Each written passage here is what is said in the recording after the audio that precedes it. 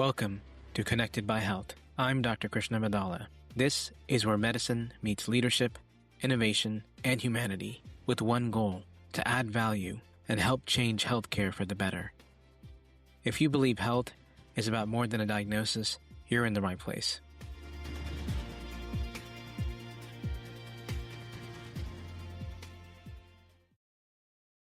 Medicine and healthcare are both a team effort.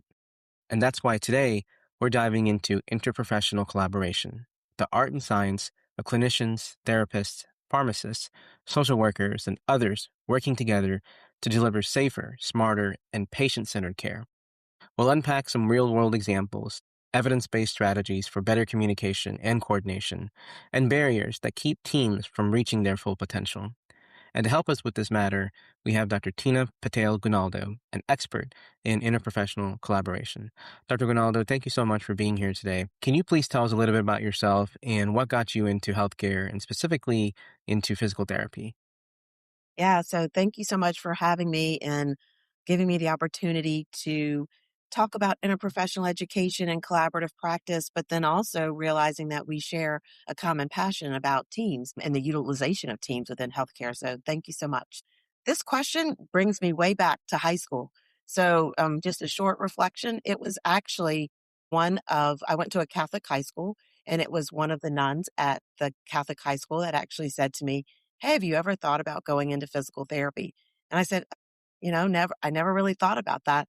I always was on this medicine track because my grandfather was a surgeon, but I was like, it's something I should think about. So that's how I got interested in the subject. And then, the next, I guess, piece that took me into physical therapy was that towards the end of my high school career or that journey, I actually had to have physical therapy services. And so then that just channeled my desire into being a physical therapist. Well, this is something I'll always confess to my patients, which is physical therapy can be very life-changing. And even with me personally, when I've had my own set of injuries, but also seeing it up close, whether if it's on the inpatient side or the outpatient side or the post-acute side right after discharge from the hospital, it can make a significant difference. And I can't thank you guys enough on the physical therapy side for everything you do. Can you kind of tell us what interprofessional collaboration is and how it ultimately improves patient outcomes? Yeah. So thank you for saying that about physical therapy and physical therapist and physical therapist assistants.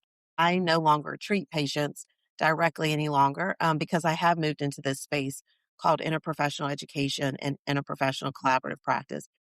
So I will try to make this as short and succinct as possible, but I think it is important to give a little bit of history.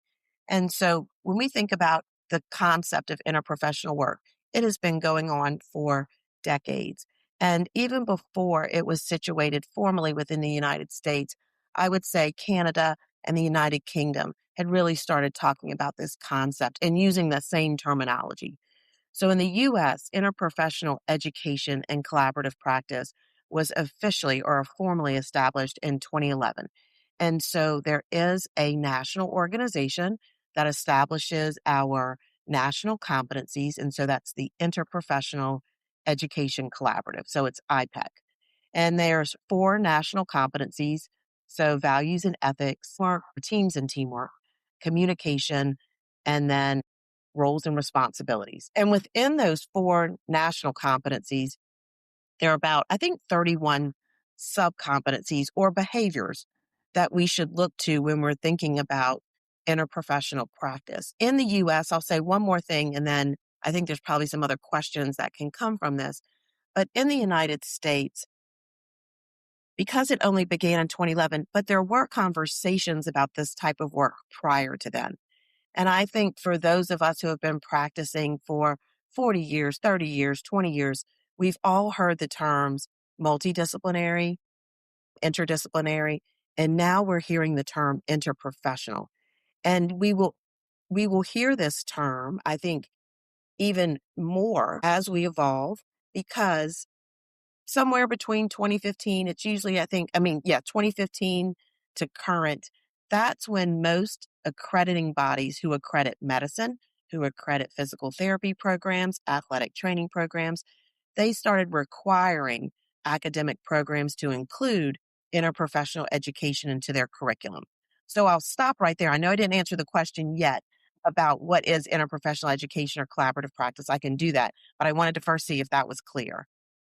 No, that's clear. That's definitely clear, and I appreciate you doing that because I think there is a lot of terms that are thrown out there, and I think it's important that we kind of set the tone in terms of what this is before we move any further along. Yeah, perfect. Thank you. So, just so everyone's on the same page, because I think when we start to conduct research, and we've already started conducting research, but I think if anyone here is interested in looking at the research at the differences between the different types of teams, words matter. And I think anyone's specialty, right? Words matter. And so, to be respectful of that, multidisciplinary teams, I think that really is probably fairly clear amongst most of us as health professions. That's when you, as a physician, see a patient for just say diabetes. I, as a physical therapist, am seeing a patient who also has diabetes as a diagnosis, and we evaluate our patients separately. Very much can still be patient centered care, but we stay in our own lanes, right? We stay in our own swim lanes. We don't really have conversations with one another about what we're doing. There might be some duplication in services, but that's multidisciplinary care, multidisciplinary teams. Interdisciplinary teams take a little step further. So that's where you probably see interdisciplinary teams formulated in the concept of morning huddles, or you might see it at discharge rounds in inpatient acute rehab facilities or long-term acute facilities or SNF, right? Skilled nursing facilities. So you can see interdisciplinary teams coming together. Interdisciplinary teams can very much still be very patient centric. The coordination may not be the priority. It might just be the sharing of information, right? Coordination takes an extra elevated step. But if you were to think about a potluck dinner, and this is the way I now explain it to most people, is that if we're having a potluck dinner and just say we've declared the theme to be barbecue, well, you and I both bring buns, and that's what we bring to the potluck dinner. We have no meat to go in between the buns or some vegetarian option. We have no side dishes, we have no drinks, but we're just working in parallel, and we've both been told there's a barbecue potluck, and so we both bring buns. For interdisciplinary, at that same potluck, you might bring meat, I might bring vegetable burgers, and maybe at the total potluck, we have 5 people, but you bring 2 meat burgers and I bring 2 vegetarian burgers. And so you can see how the lack of coordination, we communicate about it's a barbecue potluck, but we also then take the opportunity to say, okay, well, maybe we've talked about, okay, well, let's both bring the the dish or the meal that goes in between the buns, right? And so, but we don't coordinate enough to talk about the number of people we're expecting at the potluck. But if you were to have a potluck dinner that's really created from an interprofessional perspective, there is more coordination. So we have the right number of buns. We have the right number of meat or vegetarian options. We have side dishes. We have desserts. We have different types of drinks. And we bring enough for the entire group that's gathering. So there's obviously communication, there's collaboration, there's some shared mental model that's going on. We think about equity, right? Because we're thinking about the different types of food that will go in between the buns. I'm not a chef, so please excuse me. I'm not even a very good cook. But so we think about all those. And so when you're thinking about patient centered, we're co designing the care. It's not without the patient present or the patient's voice present, whether that voice is through an advocate of someone on the health professional team or even that being a caregiver. So concepts of co-designing care, collaboration, coordination, very team science based, and also bringing equity into the conversation. So those are just some fine tuning components of interprofessional collaborative practice. I haven't talked about all of them, but I think that provides some type of distinction of how it Mhm. extends beyond interdisciplinary. So, in interprofessional collaboration, you're looking at enhanced communication that is more for the sake of better or improved patient care. Is that, I know that's an oversimplification, but is that what we're looking at essentially? Absolutely. Better patient care. But I also think through my current role that of interprofessional collaborative practice and supporting that specific aspect, that it will extend beyond singular patient healthcare delivery. we Mm, should be able to extend it to patient health outcomes as well as community outcomes, right? And yeah. so we really interprofessional collaborative practice does not stop at the collaboration just between different healthcare professions, as we've termed, right? Healthcare. It really extends into the nonprofit sector, agriculture. Gosh, there's so many businesses, Hmm. education, government. And so it's really a true collaborative spirit across the community in the various industries to support health, to prevent diagnoses, right? That we think about public health wise through primary or secondary prevention. In essence, we are better together, whether that's from a healthcare system perspective or a community perspective. Well, I love that concept. And then the reason why is, that's part of what we're trying to do here with Connected by Health is to really show how much healthcare impacts other sectors of the working field, but also how much other sectors also impact healthcare. And that's really what we're trying to do. So thank you so much for explaining that. And that gets me really excited to talk about this because healthcare and health isn't really just a singular entity. It's a combination and a culmination of effort from many different stakeholders and partners that come together all with the intention of improving care and providing better care. So thank you so much, Dr. Gonaldo. I really, really appreciate you taking the time and explaining all that. You've had a very distinguished career and, many years of experience, but in your experience, what does effective teamwork between different healthcare professionals actually look like in practice?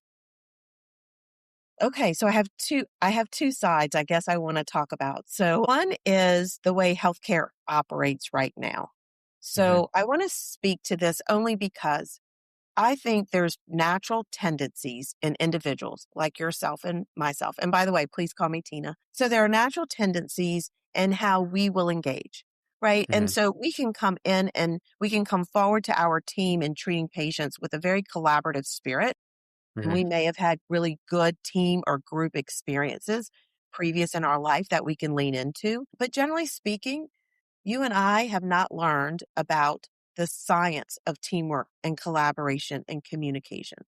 So Hmm. we hear about closed loop communication. We hear about using SBAR to communicate effectively during handoff. But in essence, these pieces have been thrown at us at different times and not really in any type of collective effort. I mean, I think those who have had that formal education or knowledge or informal education and knowledge, I think wonderful.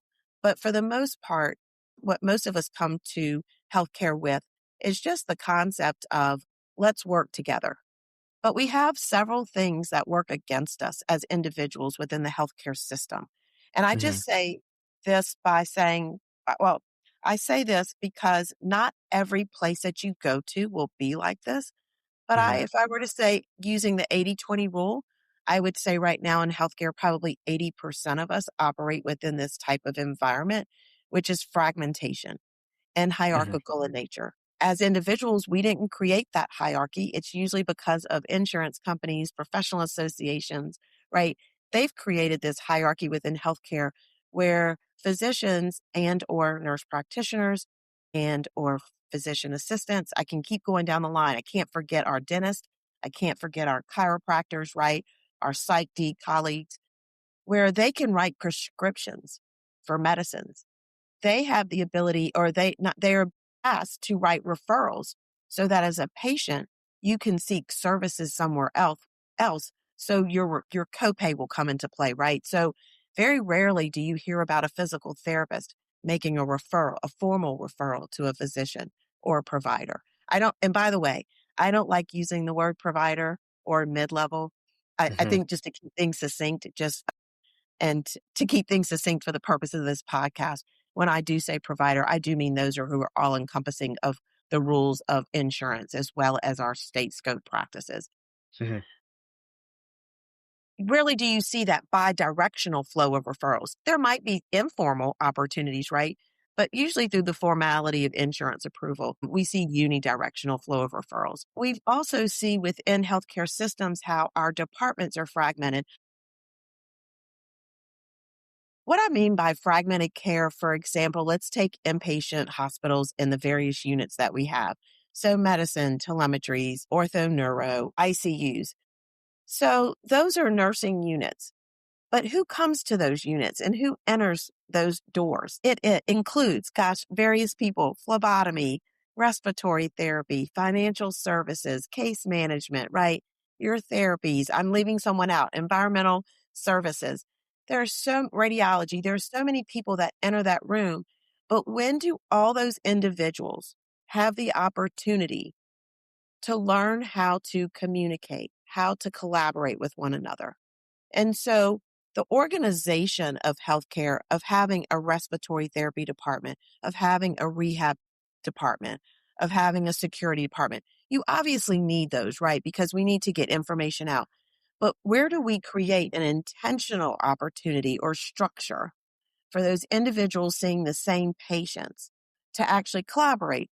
And so many people will say, oh, well, that's during bedside rounds or that's during morning huddles. Have we made that a requirement?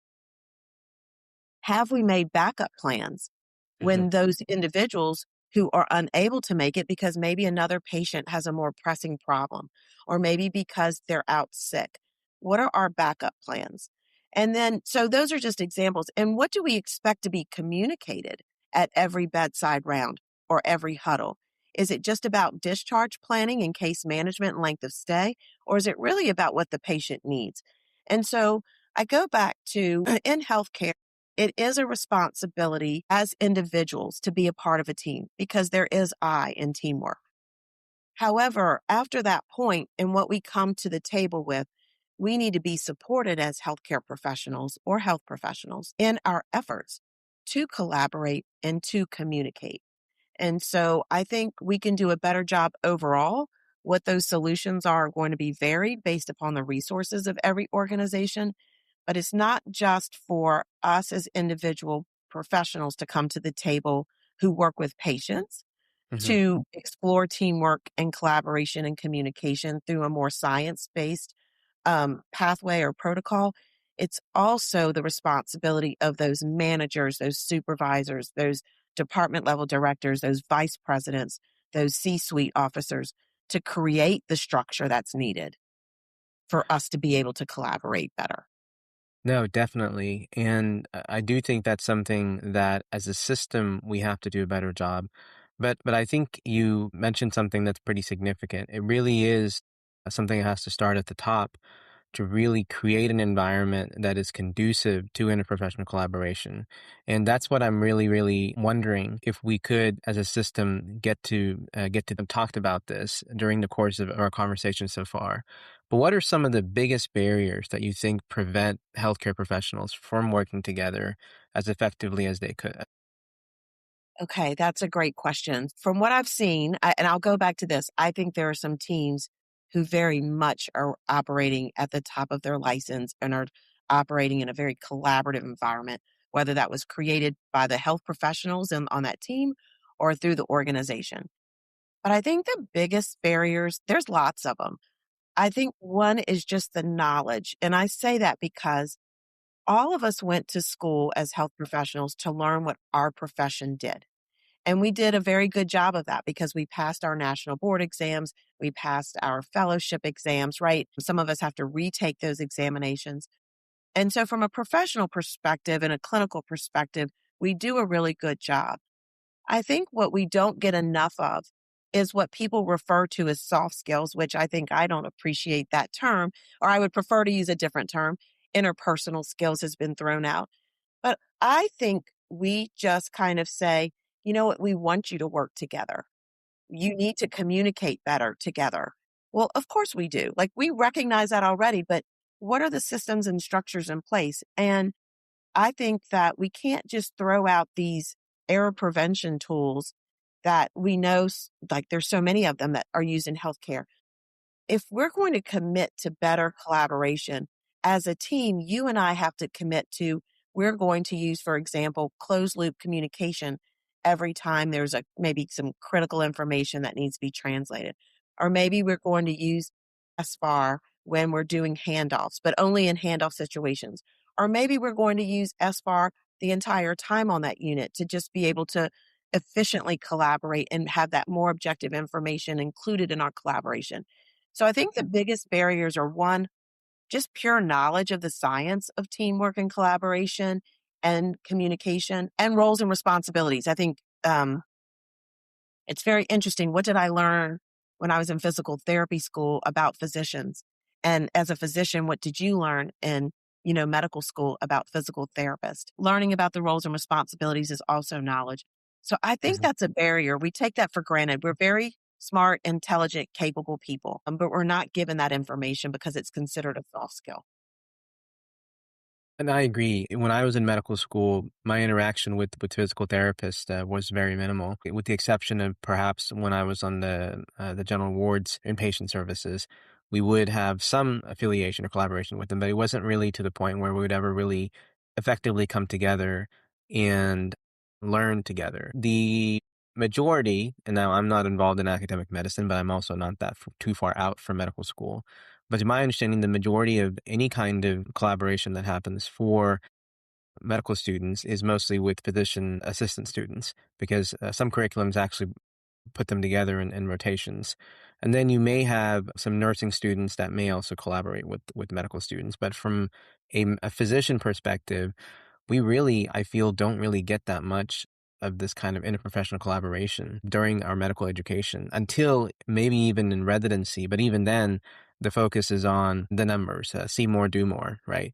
Because you tend to learn more that way. So I do think this is something that's tremendously missing in medical education curriculum. And I do feel that if we were taught all these roles and responsibilities instead of it being assumed that these are just soft skills that you're just going to figure out on your own when you're kind of in residency or when you're out there working on your own. I think actually starting this from the beginning would play a tremendous role in terms of not only enhancing interprofessional collaboration but also improving patient outcomes and, like you said, community outcomes. And that's why I really feel that this is something that medical schools really need to look into. And you've already kind of, touched base on the soft skills aspect, but what other aspects can healthcare education do better for future clinicians in order to work in a more collaborative, team-based environment? Yeah, so that's a great question. I think one that we're discovering and we're learning about now. So, interprofessional education, and you defined it quite well, it's when we bring learners together to learn about, from, and with one another. And so, when you're in interprofessional education experiences, obviously you need some knowledge or some foundation. But after that kind of passive type of learning, whether that's reading, listening to a lecture, listening to some kind of voiceover PowerPoint, after that, it's really about more active experiences. So, in education, in order to meet these accreditation requirements of providing interprofessional education, because it is a requirement, most organizations will start out with let's just have one experience a year because the coordination, the scheduling, you get it. Everything that has to come in place, whether it's in practice or in education, to be able to bring more than one profession together is huge. And so most people, I say people, organizations, educational institutions, start out with one annual event. And that one annual event is great to spark interest. And you can only imagine if you're in medical school and you're studying and you have a test next week or a major exam and it's on one of your core subjects and you're asked to come together to do something for 1 hour, 2 hours, 3 hours with some other professions, and that I'm not saying just in medicine, you can think of any profession out there. Yes. And at the point in time, you might consider that interprofessional education experience important to your learning, or you might not. So everyone comes to the table, right, with a different thought process of what they need to learn about other professions. But that's because in most cases, as long as we're well, as an individual, we've experienced healthcare in a very siloed way. I go see my dentist at a very separate location than my optometrist. Then I go see my GYN, my primary care, right? General surgeon. Everyone's in a different location. So I've never experienced collaboration at its truest, finest sense as a patient. And so it's hard to translate that importance when you're in the academic area. So I think and I think in education, we're trying to do this. And I'm not in academic medicine anymore. But what I do know is even the university I used to work at, we started out with this single annual experience. We then turned it into a semester course, an elective semester course. And then we evolved it to a 2-year longitudinal program where our students would come together once a month to learn from, about, and with one another. So that preparation does matter because at least it's the socialization part, right? Positive and needs improvements in that kind of type of practice, but it's at least a starting point. And then I believe on the collaborative practice side is when do we give, once again, I think I've said this too, but when do we give the opportunity for the different professions, frontline professions, to come together to actually have the conversation of how they could collaborate better? And I think that doesn't happen as often as it should, because if we're going to train for an evidence-based practice protocol, whether that's stroke or trauma, something, then we need to practice that teamwork. And so you do see simulation now coming into health systems, and they're going to pull for codes or they're going to pull for the neonatal responses. But when do we everyday responses, right? Those are emergent type of situations we usually do very good in because we can lean upon ACLS and BLS. But when do we really start to talk about the hardship of everyday collaboration and communication?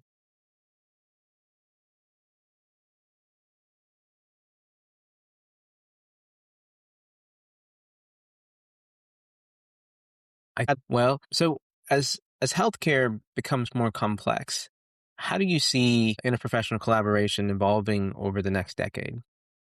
Okay, so I would say this, and I am fortunate enough in my current role, I oversee two areas within our health system. One is health equity, and two is interprofessional collaborative practice. And when I first came into this health system, I really thought I would might have the opportunities to work with frontline teams. So this was a new role. It was created to help support better patient care. But where I've found myself, because I'm situated formally in the quality division, is I'm finding myself pulling up a quality measure or a safety measure, right? And now how can we approach this from a more interprofessional collaborative approach? And I say that by bringing in all the team members in real time, having us discuss what is possible from the supervisor, manager, department level position. And then as we can, getting the voices of those who are treating our patients, right, and are seeing our patients. And so instead of addressing falls from an inpatient perspective, just looking at nursing, how do you really broaden that with all the individuals that come in and out of the room who can help prevent falls? They may not be able to help mobilize our patients, but they can definitely educate. They can make sure the room has a safe environment, right? There's multiple things. So I really believe in order for us to propel interprofessional collaborative practice forward and integrate it into how our healthcare systems currently work, is I would love to see, just like we have done in education now, some type of champion within a health system that this is their focus. We have people who focus just on patient safety. We have people that focus on health equity. We need someone to bring all of these areas together and say, how do we do this together so that patient safety is not just a unit based thing, but it's a system wide thing? How is health equity and or equity not just within patient care, but is spread across patient care as well as the employees and the community? So it's so much more broad than just what we do and we see patients. So I really would like to see some individual within each health system and then a growing department after that. And I know Right. that's very much in a siloed way, but maybe becoming part integrated into the various units to where we can help support that collaborative practice because our teams do need support.